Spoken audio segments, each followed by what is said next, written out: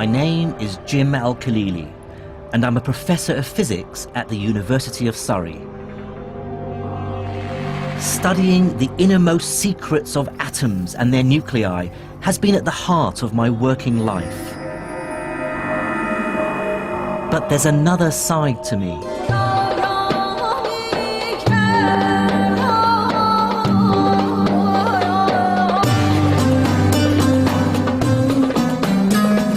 I was born and grew up in Baghdad to an English mother and Iraqi father, but left Iraq with my family in the late 70s when Saddam Hussein came to power.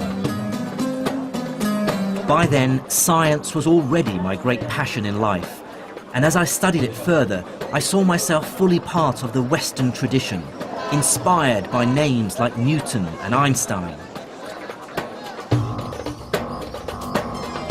But buried away was this nagging feeling that I was ignoring part of my own scientific heritage.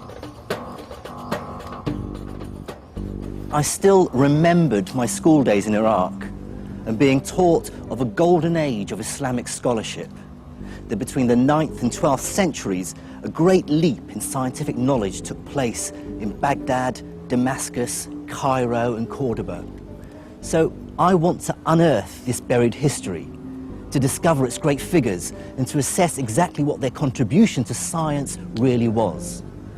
Are there medieval Muslim scientists who should be spoken of in the same breath as Galileo or Newton or Einstein? And crucially, what is the relationship between science and Islam?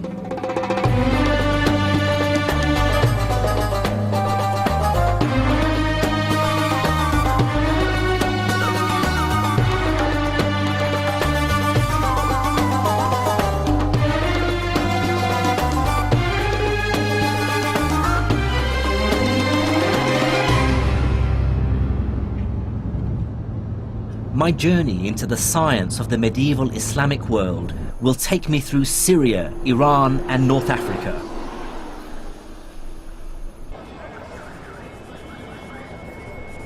I started in the backstreets of the Egyptian capital, Cairo, with the realization that the language of modern science still has many references to its Arabic roots. Take scientific terms like algebra, algorithm, alkali. I instantly recognize these words as Arabic. And these are at the very heart of what science does. There will be no modern mathematics or physics without algebra, no computers without algorithms, and no chemistry without alkalis.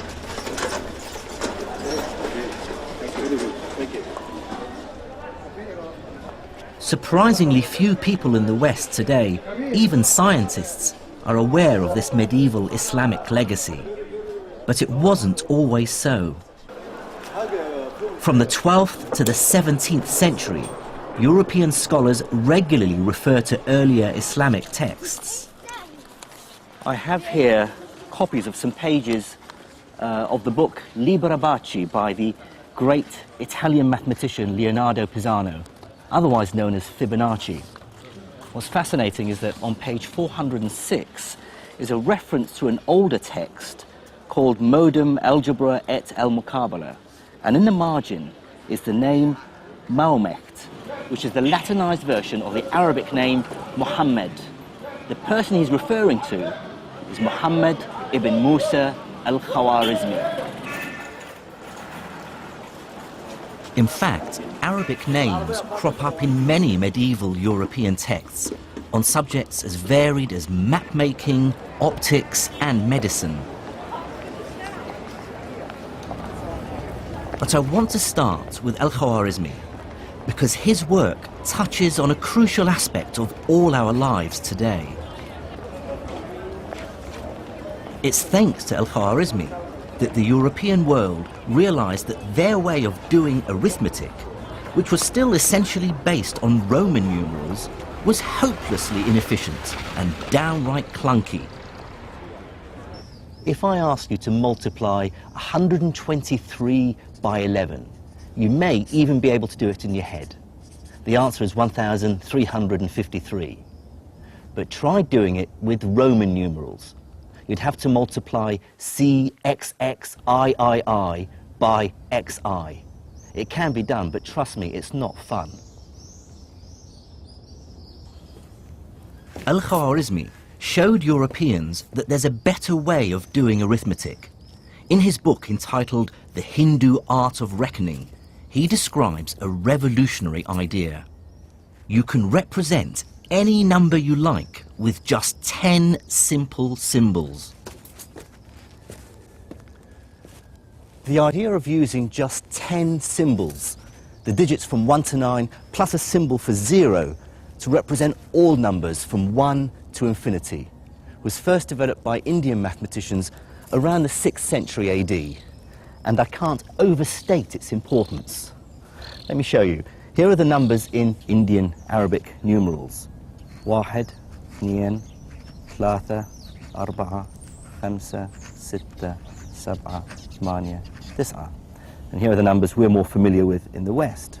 1, 2, 3, 4, 5, 6, 7, 8, 9. And you can see the similarity between these numbers, in particular, for instance, the digits 2 and 3. If I tip this sideways, you can see now how they look like numbers 2 and 3. And what's powerful about these digits, this numerical system, is how it's simplified arithmetic calculations. But Al-Khwarizmi and his colleagues went further than just translating the Indian system into Arabic. They created the decimal point. This text, written a century after Khwarizmi, is by a man we know only as Al-Uqlidisi. Here he shows that this same decimal system can be extended to describe not just whole numbers, but fractions as well. The infinity of possibilities that lie in between the integers.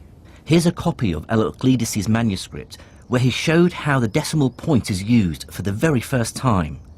He describes it by using a dash. Here are the digits 1, 7, 9, 6, 8, and you can see there's a small dash over the 9 indicating the decimal place. The idea of the decimal point is so familiar to us that it's hard to understand how people managed without it. But like all great science, it's blindingly obvious after it's been discovered.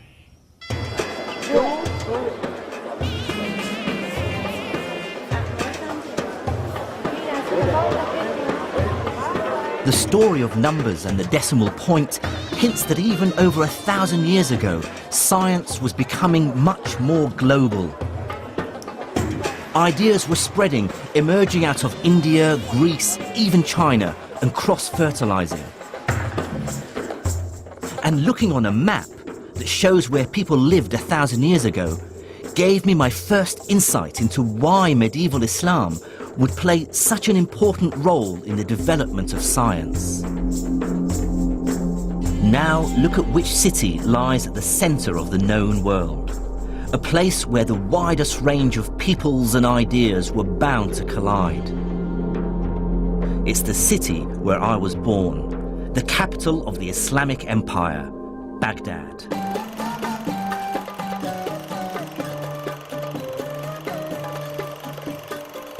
Recent events mean I can no longer visit the city.